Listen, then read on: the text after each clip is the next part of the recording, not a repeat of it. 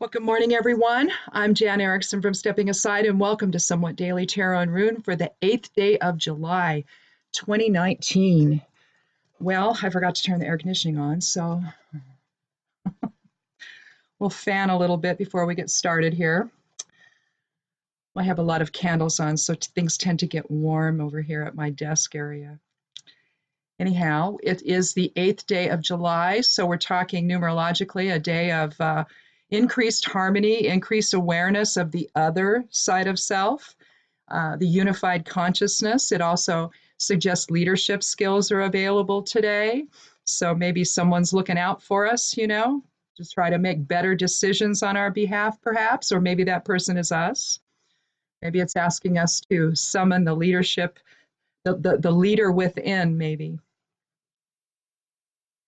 It's a 7 energy for the month, so we're looking at balancing shadow side with self. I would say that the gentleman that just got arrested on Saturday is going to be balancing a lot of shadow side with spirit, right?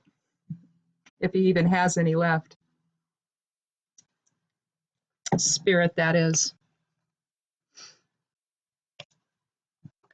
Anyhow, if you are a survivor as I am, you may feel a little triggered by all of this. But this may be a win. So for all of those girls that were hurt over the years by these very rich men that think they can do as they please, that somehow, they're entitled to what they take. And now, one of the biggest ones of all, apparently, at least from what I can tell, from all the articles I've read, from everything that's been written by Julie Brown down at the Miami Herald. If you haven't read her articles, do it. Go back over the last year or so and read what she's been writing. It's stunning. I mean, we knew a lot of it already. I mean, a lot of this stuff was already known before the election, So we knew all about this guy and who he was associated with, So we'll see. But, the word comeuppance comes to mind because he didn't get it the last time. But he may this time. So maybe that's a win. At least a beginning. So, fingers crossed. We'll see what the cards say. Maybe they'll say something about it today. Maybe not. But if you are a survivor, take care of yourself.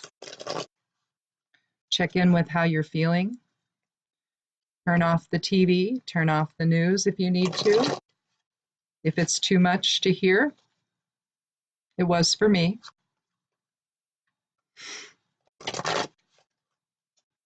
So take care of yourself. That's the most important thing right now. These situations tend to stir up a lot of stuff, don't they? Which we all like to call triggers. But, it can trigger memories, it can trigger flashbacks, it can trigger all kinds of things that maybe you don't remember. So whatever happens, however you're feeling, it's okay to feel any way that you are. You've certainly, earned that right, as have I.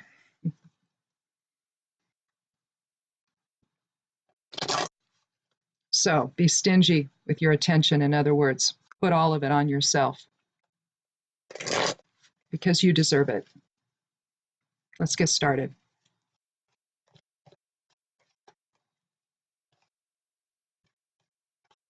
If this is your first time here, thank you so much for coming by. Welcome. I take the 13th card each time. I like things to be random. I'll do 1 to 4 cards, and then I'll do a rune from the Elder Futhark, and then I'll create a geomancy rune. And we'll see what all of it has to do with today. Well, I pulled the Chariot, which is the 7th card of the Major Arcana.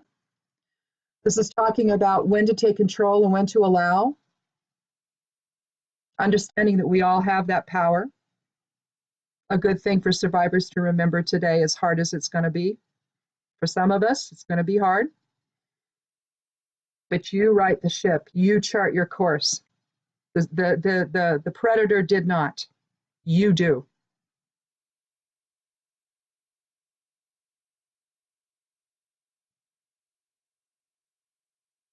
Seven aligns with the month's energy. The notion of balancing shadow side with spirit. You know, we can talk about masculine and feminine polarities and all of that, but the true polarity, you know, the true polarity, if you want to look at it from the basis of who we actually are as spirit, you know, incarnated into form and incarnated into these bodies, then the true polarity is that it's spirit versus form, isn't it? And it's the battle that, you know, we can say, oh, it's the battle between, you know, projective and receptive, or masculine and feminine polarity, but it's really not. It's about who's driving the ship, right? Who's driving the vehicle here? The vehicle is the body. Who's driving that? Is the ego, or is it spirit? And I think what the Chariot is truly saying, because these are soul archetype cards from the major arcana, you know, it's the smaller cards, you know, from the minor arcana and the court cards and all of that. That's more about our mundane existence. But when a major arcana card shows up, well, it's the soul saying, or higher self saying, hey, remember your purpose here. Let's draw another card.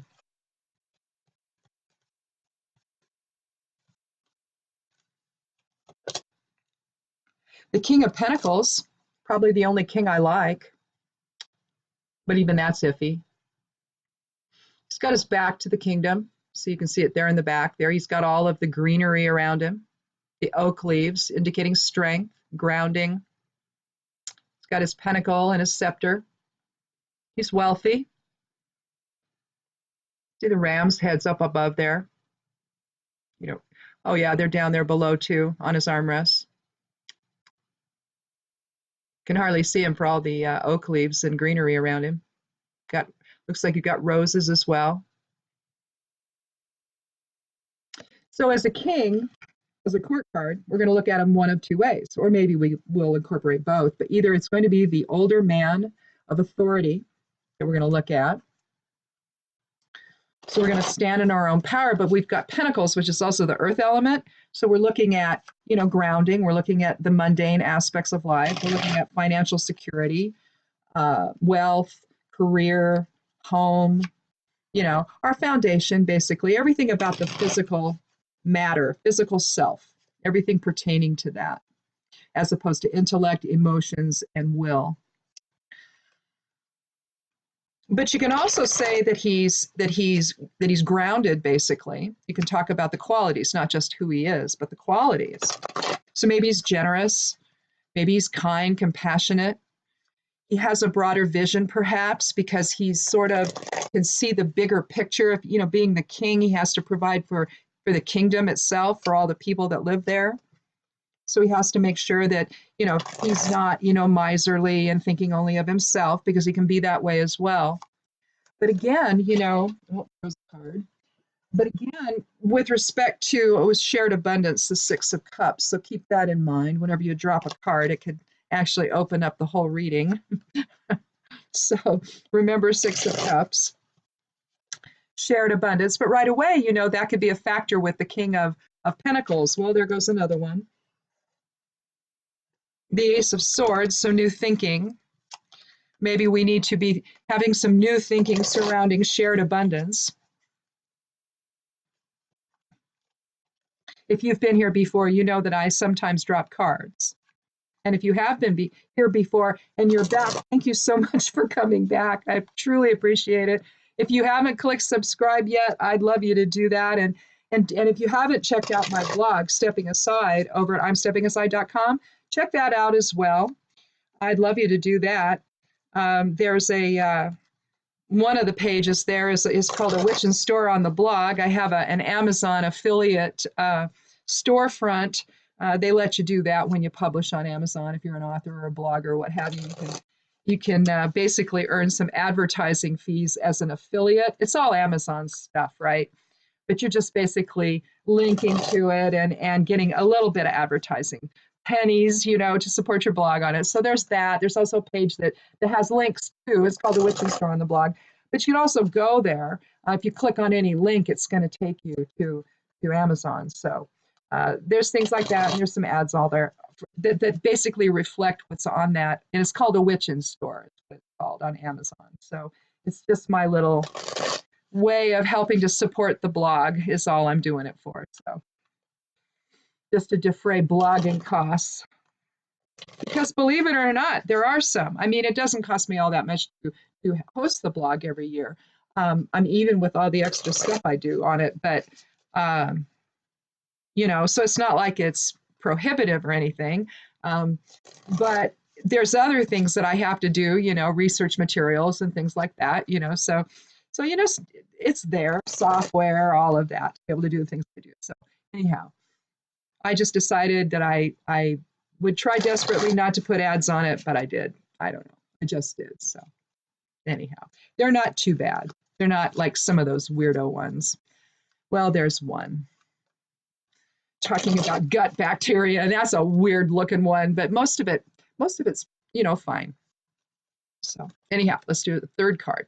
So check that out if you want to go over there and see it. It's basically a witch blog. It's got some cannabis stuff on it. I'm an herbalist. There's some Reiki stuff. I'm a Reiki master. So, there's all kinds of stuff on there. You might find something you're interested in. So check that out. I'd love you to do that.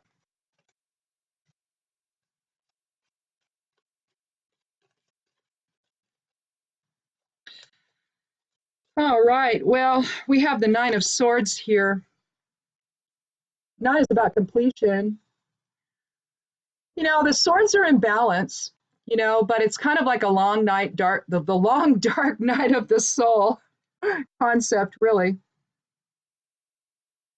There's some anguish there, some nightmares. The thoughts just aren't serving us very well right now, are they? I'm taking us into a place maybe we don't want to go. But yeah, I mean, it's about grief. It could be about death, delay, deception, negative self-talk. And that's likely what it is. I mean, it could be that there's a lot of stuff going on that you're just upset about in your life, it may be some interactions with others that you're not happy with, and it's just gotten to the point where it's just too much and you need for it to come to a conclusion. That's kind of what it's talking about. It's a difficult emotional period. And the one thing that I wanted to point out here, you see the pattern there. It's almost like the swords are bound together. You see what I mean by that? They're connected. So whatever's going on is all connected. It's all pretty much describing the same thing that's going on.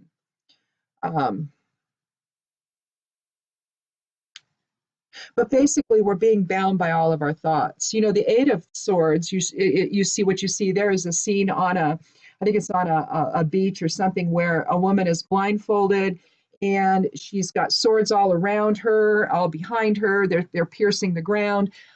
She's almost like in a prison cell, and then she's also bound also. And there you're bound by your own thought processes. And here you just cannot wake up from them. It's just too much. Too much is coming in on you. But with the Nine, it's like, okay, it's time now to organize all this together, see it for what it is, and get rid of it.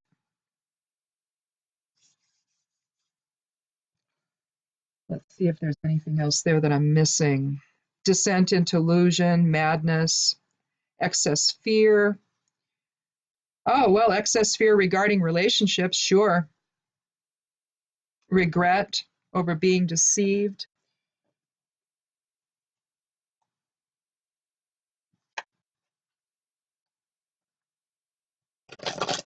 That may be what some people might be feeling right now. Regret over being deceived. That's a tough one, isn't it? I was talking about this with my husband last night. It's the idea that if somebody is hurtful to you, somehow you want to own it. You want to say, oh, I must have done something. And even if you don't say those words out loud, inside it's how you feel. Somehow you feel regret over being deceived. And sure, it doesn't feel good to be deceived, but to feel regret, why do we do that? Why do we allow the predator, if you will, to get off scot-free? Why is it not the predator with the charges stacking up against him in the legal system experiencing that?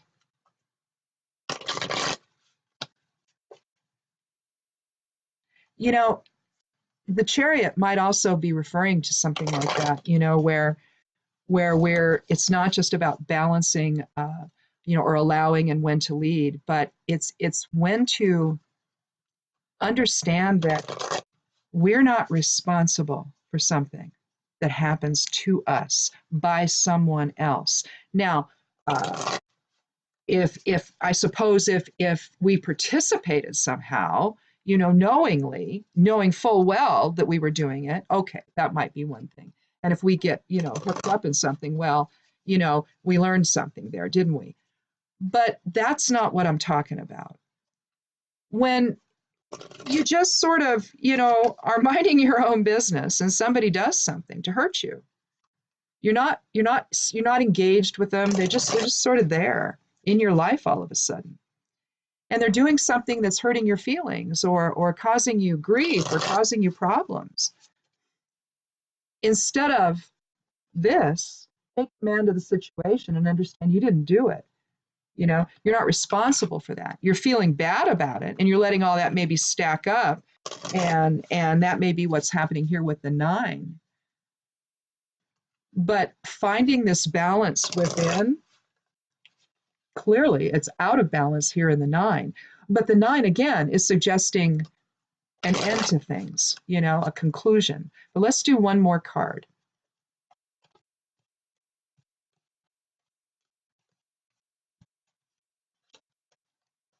Well, that one went on the floor. Not the 13th, though. That was the Page of Wands. I have this. It's not DEET. It's the Avon stuff, the Skin So Soft bug spray. I've just been getting inundated with mosquito bites and I can't take it. I mean, I cannot take it. And so I sprayed some on, only it's on my hands, I guess. And so I can't shuffle the cards very well. Well, here we have the 8 of Wands. Yes, the 8 of Wands. A lot coming in on us. It also denotes somewhat even progression. You've got a little one there that's lagging behind a little bit, but even progression. Balanced will. Aligns with today. So we've got allowing and control, balancing shadow side with spirit. That will then align with the King of Pentacles, because the King needs to understand when to do that as well. So when exercising authority, know when to allow and when to take control, whether it's authority over others or authority within your life. Let go of thoughts that don't serve you with the 9 of Swords, which then gives you the opportunity then to be in full creative mode, doesn't it? Because the 9 of Swords, is preventing us from moving anywhere. We're just stuck. We're just wrapped up in our grief and we can't move anywhere. We can't make any decisions, nothing. And it just feels like such an organized burden, given that they're all sort of, hooked together there. There's a level of organization or a sense of organization to it. We don't want that. We want to get rid of all of that so that we can then move forward with energy and vitality. Making decisions that need to be made. Standing in our own power. Again, 8 is about that. But understanding that it's more than just us, that there's more involved. Here we have I was, the 19th rune of the Elder Futhark. So it's a 1 energy of new beginnings. So this may be a new thing for us to stand in our own power. Maybe we have a hard time with it. Maybe we're caught up in that Nine of Swords experience a little too much. But here we have an as above, so below rune. You see lagus, both upside down and upright there, forward and reversed, bringing the idea of easy motion. It's also about allowing, but it's about allowing spirit to inform. That's the other thing with the Chariot. You can see here he's got a crown of thorns. He's got, or not a crown of thorns, he's got a crown of stars, or a big star there, and he's got stars around him. It does kind of look like a thorny crown, though, doesn't it?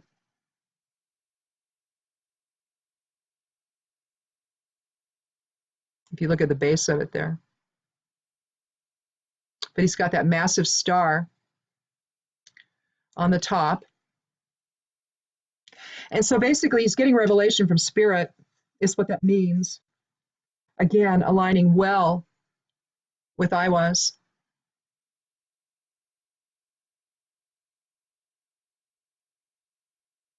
Been out in the dirt this morning.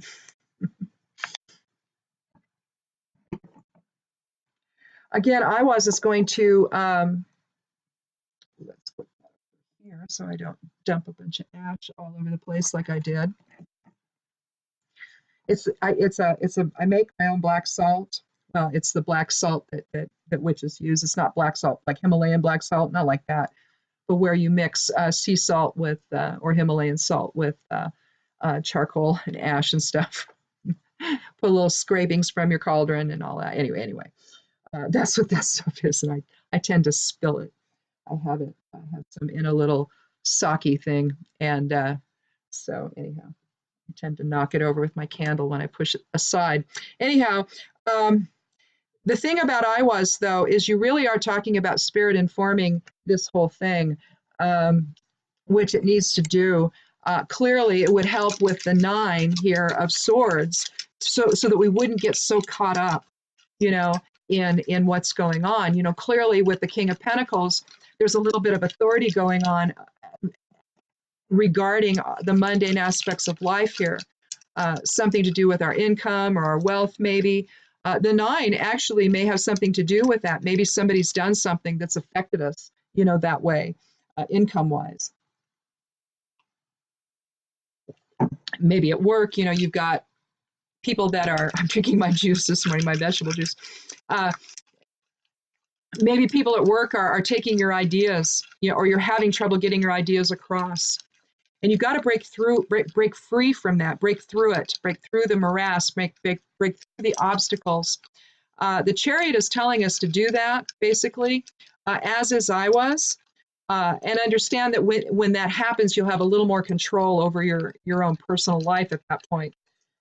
And that may be what the presence of the King is telling us here. Well, let's see, no, that's not that one. That's not that one. It must be this one. Yes. All right. So on the geomancy rune, I have 4 runes. It has 2 dots on one side, a single dot on the other. And however they go, we're going to put them in a 4 type of glyph. Here's Vaya, or rather, no, this isn't Vaya. This is, what is this one? Oh, this is Albus. Okay. So you can see it's going to have 4 levels made up of a series of 2 dots and 1 dots. So anyhow, so fire comes first. That's a single dot. Air is next with 2 dots. And then water with 1. Oh, this looks like Puella. Yep. And earth with 1. So what we're looking at here, and I'll find it for you. I'm not going to draw it out. I was doing that, but that's just terrifying. So anyhow, I'm going to show you. You've got Pur, which is the opposite of it, which is young boy. Unstable energy. I'll show you that. There's basically 8 geomancy glyphs, okay? And then when you turn them upside down, that makes 16. And so that's, so I'm going to show you both of them just so you can, oh, there it is. Okay. So here's Puella. Puella is about a young girl. Describes a young girl who's fortunate but not too fortunate. So there's some sketchy kind of, impulse, lack of impulse control energy going on with both poor, the young boy, and the young girl. You can see the difference between them, right? Well, anyway, but we're going to look at Puella. The single dot indicates active energy or initiating energy. The dual dot indicates passive energy or receptive energy. So you can look at this and see that there's some projective energy going on here, some active energy going on here, initiating. But there's a little, just one level of passivity. This sort of tamps that down just a little bit. Unfortunately, I think we had too much of it here.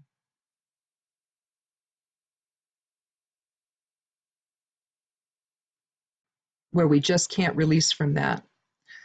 So I think that whereas I think what Puella is telling us is that basically we can take that somewhat unstable energy and make it work for us. Maybe we're willing to try new things, to step outside, our comfort zone a little bit, because you never know. Now, it doesn't mean we're going to be successful all of the time, but that's okay too. But here, it kind of gives us the energy for this. And it's really kind of interesting if you think about it. You see that one that's kind of hanging back. Well, realistically, that could be the dual dot, okay? That could be the passive energy right there amidst all of the other active energy. So keep going, but still kind of, keep a little bit of a balance there, just in case, So anyhow, not bad for a Monday.